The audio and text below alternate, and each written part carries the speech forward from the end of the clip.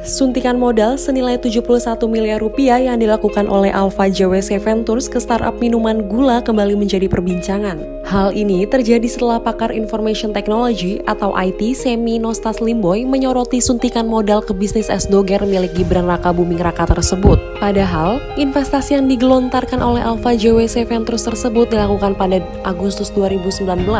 Gula didirikan pada tahun 2018 oleh Kevin Susanto, Benz Budiman, dan putra Presiden Joko Widodo Gibran Rakabuming Raka. Co-founder dan general partner Alpha JWC Ventures Chandra Chan mengatakan investasi dan pendampingan dilakukan ke dalam perusahaan rintisan atau startup di Indonesia dan Asia Tenggara.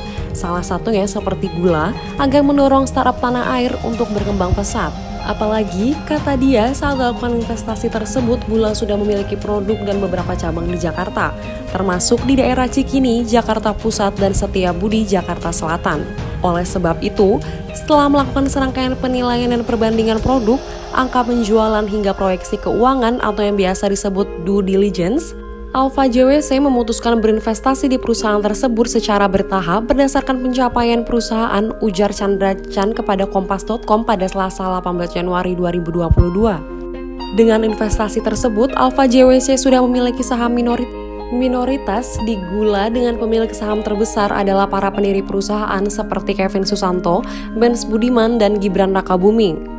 Chandra Chan juga menilai sejumlah investasi tersebut masih dalam jumlah wajar, sebab dengan dana kelolaan sebesar 630 juta dolar AS, Alpha JWC mampu melakukan investasi di berbagai sektor dengan jumlah investasi beragam.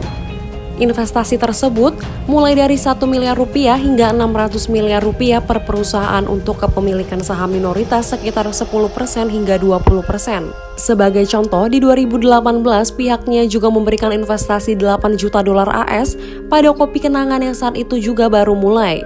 Sebelumnya, Gula menargetkan pembukaan 15 gerai di Indonesia pada 2019 dan mencapai 100 gerai pada 2020. Tidak hanya menguasai pasar domestik, Gula juga berencana untuk melakukan ekspansi ke negara-negara lain di Asia.